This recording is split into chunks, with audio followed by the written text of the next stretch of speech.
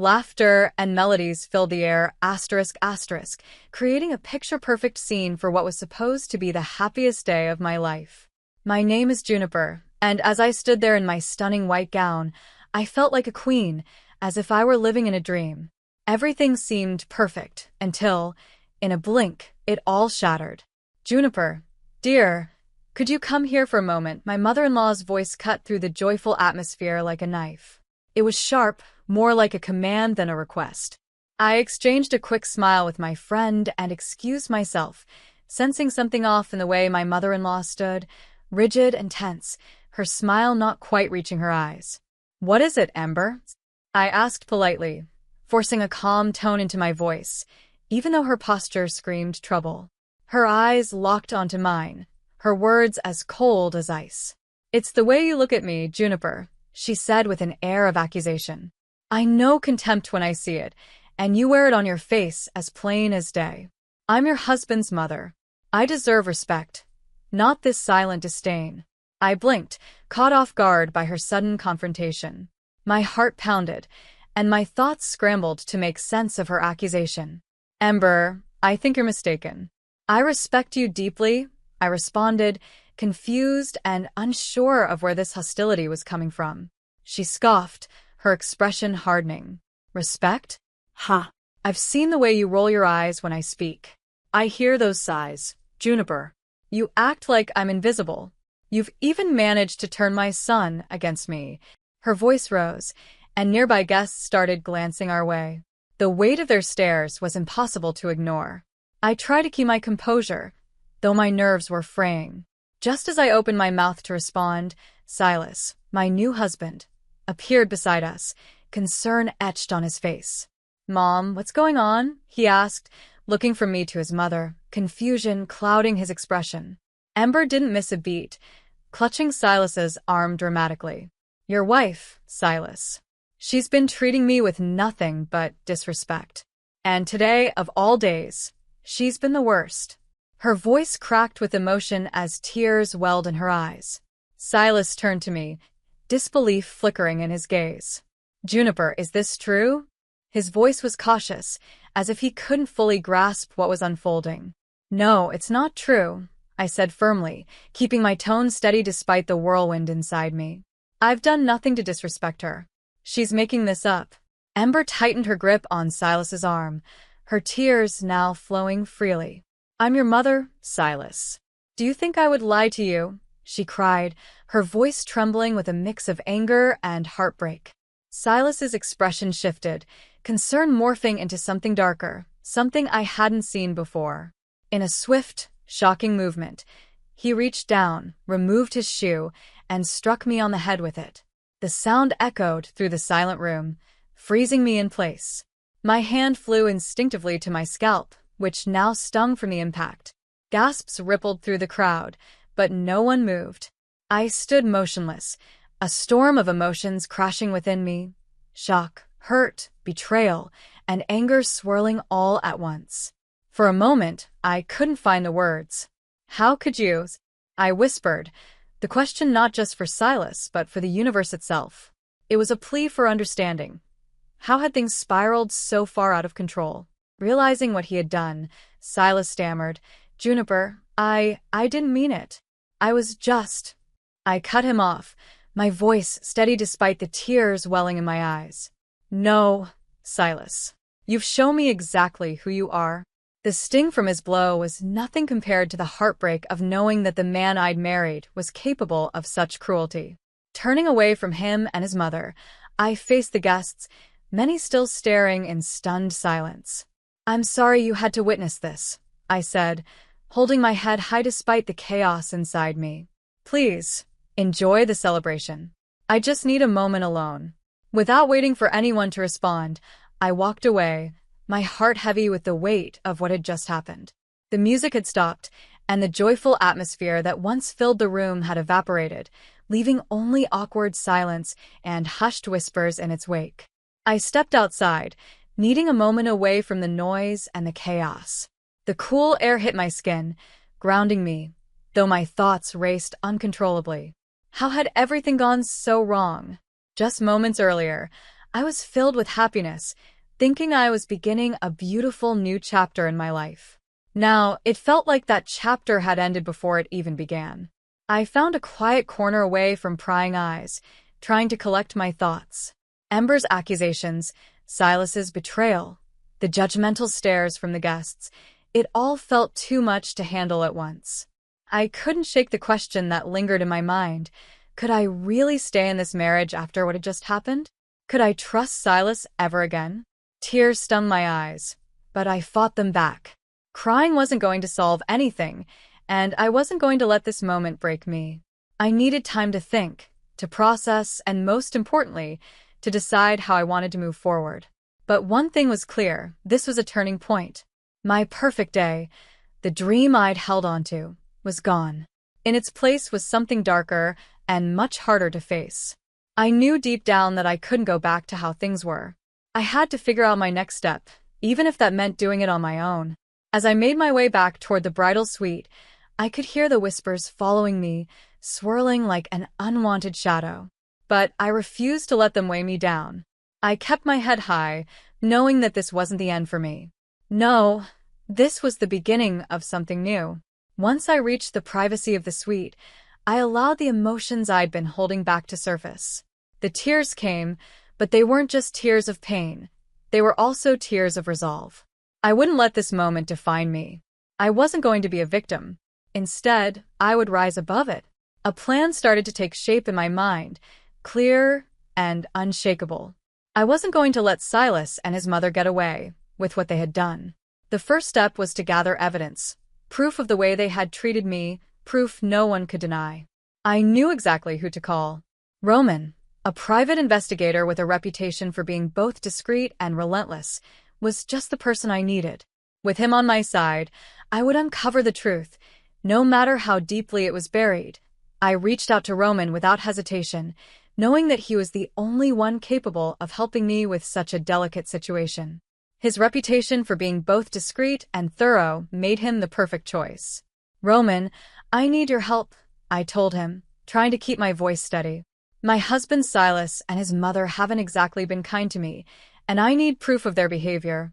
He listened carefully, his voice calm and professional as always. "What kind of evidence are we looking for?" he asked, showing no hint of surprise. "Anything that shows a pattern," I explained. "It could be emotional, financial, or even legal abuse. Whatever helps prove what they've been doing." "Understood," he replied without hesitation. "I'll start with surveillance and a background check.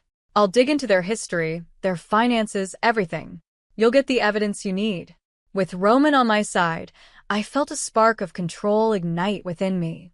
It was the first time in days that I felt like I had a plan. From that moment on, I began recording every interaction I had with Silas and his mother, every conversation, every phone call. I needed all the evidence I could gather. I wasn't going to leave anything to chance. In the midst of this storm, my best friend Lilia became my lifeline. She had been there for me through thick and thin, her unwavering support giving me the strength to keep going. "Lilia, I don't know how I'd get through this without you," I admitted one day, overwhelmed by the weight of it all. She placed a reassuring hand on my shoulder. "You're not alone, Juniper. I'm here, no matter what. So, tell me, what's the plans?" I explained everything to her, from gathering evidence with Roman to my desire to expose Silas and his mother for who they truly were. Lilia's expression darkened with concern. "Juniper, be careful," she warned. "They're not going to see this coming, and when they do, they'll be furious." "I know," I said with a determined nod. "But I can't let them get away with this."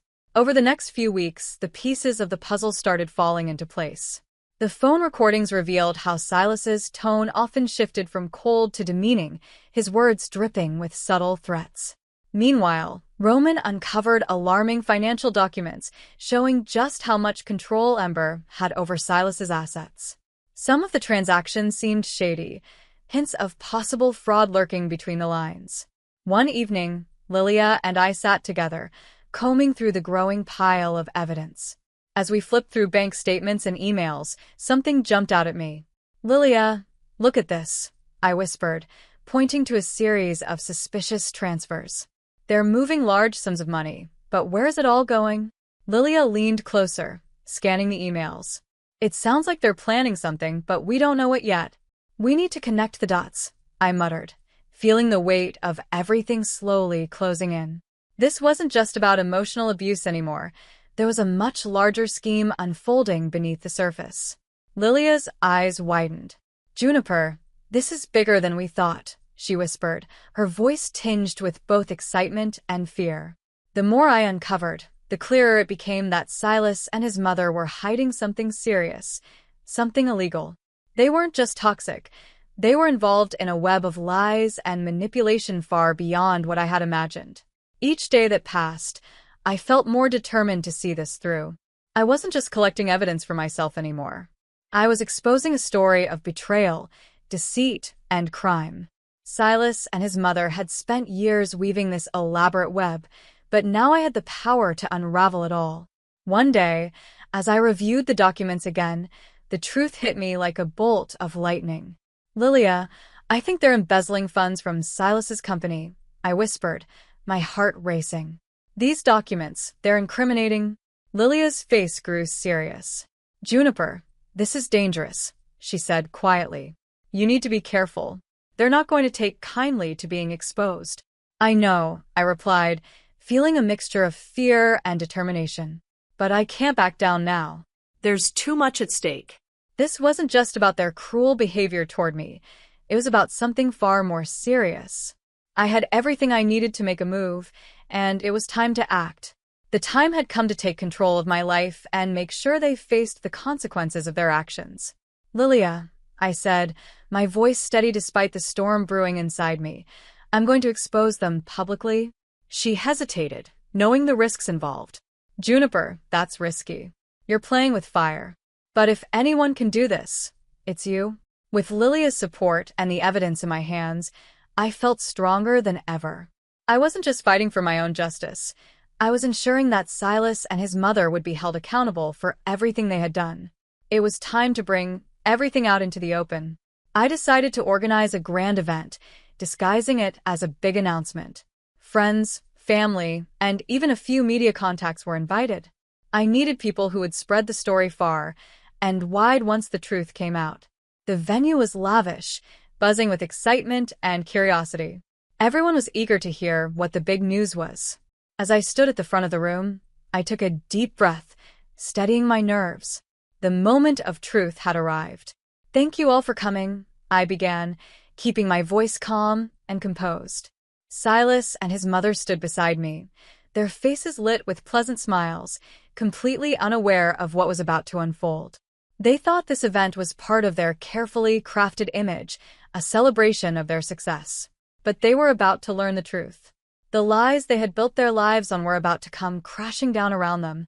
Juniper, darling, we're so proud of you, Silas said, his voice sweet but hollow, like syrup covering poison. He stood beside me with a smile that didn't quite reach his eyes. Whatever this announcement is, we support you. His words dripped with insincerity, but I held myself together, taking a steady breath. This moment wasn't for him, it was for me. I turned to face the room, scanning the eager faces of friends, family, and media guests. Thank you all for being here, I began, my voice steady. I've gathered everyone today to share some important truths about my marriage and about the Brown family. Ember's smile faltered, her confidence slipping as uncertainty flickered in her eyes. Truths, she repeated, her voice shaky with disbelief and fear. Juniper, what do you mean? I met her gaze without hesitation. I mean the abuse, the lies, and the illegal activities that have been hidden beneath the surface, I said, my voice growing stronger with each word. A tense silence fell over the room as the crowd hung on my every word. Silas's face turned crimson, his thinly veiled rage bubbling beneath the surface. Juniper, have you lost your mind? He hissed through clenched teeth, his fists tightening at his sides. Quite the opposite, Silas, I said with eerie calm. I've never been more clear-headed, and I've never been more sure of what I need to do. With that, I gestured toward the large screen behind me. Exhibit A, I announced. A video began to play, a recording of one of Silas's many abusive rants. His cruel, angry voice echoed throughout the room, and a wave of gasps rippled through the crowd. I watched as Ember's face drained of color, her hands trembling as she clutched the edge of the podium. "This is only the beginning," I said, holding up a folder thick with incriminating documents.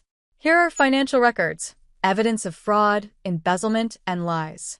Everything you see here proves what's really been going on." Silas stepped forward, panic flashing in his eyes. "You can't do this, Juniper," he shouted, his voice caught between anger and desperation. "You're ruining everything." I met his gaze without blinking. "I'm not ruining anything, Silas. I'm exposing the truth that everyone here deserves to know." Cameras clicked furiously as reporters captured the unfolding drama. Ember's composed facade was shattered, her confidence crumbling under the weight of the revelations. "Juniper, please," she whispered, her voice now a desperate plea. "Let's talk about this privately. There's no need for this public spectacle." I shook my head firmly. "No, Ember. There will be no more private discussions. The time for hiding is over." As I continued to reveal the evidence, the reactions in the room were mixed. Some guests looked horrified, others whispered among themselves, and a few simply shook their heads in disbelief. Silas and Ember stood frozen in place, the masks of respectability they had worn for years now shattered, exposing the truth beneath. "This is my story," I declared, addressing the room with unwavering resolve. "A story of surviving abuse, standing against injustice, and reclaiming my life. I refuse to be a victim any longer." The event ended in a flurry of activity, with reporters swarming around me, firing questions, while friends and acquaintances approached to offer words of support. I had done it. I had exposed the truth, standing strong in the face of fear and humiliation. But I knew this was only the beginning. There was still one final battle ahead. The courtroom was the next step. It was where everything would reach its conclusion. As I sat in that stark, imposing room, a mixture of nerves and determination coursed through me. My lawyer sat beside me, confident and prepared to fight for justice. Across the courtroom, Silas and Ember sat with unease etched across their faces, their once confident expressions replaced by visible anxiety. The trial began, and my lawyer wasted no time. "Your Honor," he began, his voice steady and authoritative, "we are here today not only to seek a divorce, but to bring to light years of emotional and financial abuse that my client, Juniper, has endured." From across the room, Silas leaned toward me, his eyes sharp and desperate. "Juniper, you can't win this," he whispered, his voice low and filled with venom. "You're taking things too far." I met his gaze with a calm but firm expression. "This isn't about winning, Silas. It's about justice. It's about showing everyone who you really are." The trial pressed on, and my lawyer presented the evidence with meticulous precision. He played recordings of Silas's cruel words, showed financial records exposing the fraudulent activities, and painted a vivid picture of the manipulation I had endured. Ember, visibly rattled, attempted to defend herself. "Your Honor, this is all just a misunderstanding," she stammered, her voice weak and unconvincing. "Juniper is exaggerating. This has been blown way out of proportion." I looked her in the eye, my voice steady and unwavering. "Exaggerating? The evidence speaks for itself. You can't hide from the truth anymore." The judge reviewed everything carefully, taking time to analyze the documents, testimonies, and facts presented. The minutes stretched into what felt like an eternity, but I stayed composed, knowing the truth was finally being revealed. After a long pause, the judge made her ruling. "In light of the overwhelming evidence," she announced, "the court grants the divorce and orders legal action against both Silas and Ember for their conduct." The sound of the gavel striking the bench echoed through the room, marking the end of this painful chapter of my life. Relief and vindication washed over me like a wave. I had stood up to them. I had fought for justice and emerged victorious. With the legal battles now behind me, I knew it was time to start fresh. I found a small, peaceful home in the countryside, far from the chaos and pain of my past. The quiet surroundings and beauty of nature gave me the space I needed to heal. Sitting on the porch of my new home, a warm cup of tea in hand, I watched the sun dip below the horizon. The gentle rustling of leaves in the breeze and the distant chirping of birds filled the air. For the first time in what felt like forever, I felt at peace. This was my new beginning, a life free from lies, manipulation, and abuse. My journey had been long and difficult, but it was worth every step. I hadn't just survived. I had triumphed. I had found my strength, reclaimed my voice, and now I was free. As the sun set, casting a golden glow across the sky, a small smile spread across my face. The future was uncertain, but it was mine to shape, a future filled with hope, healing, and happiness. This was my story of triumph, a story of a woman who refused to be silenced. I had faced every challenge head-on, stood tall against all odds, and now, finally, I was living a life of freedom and peace.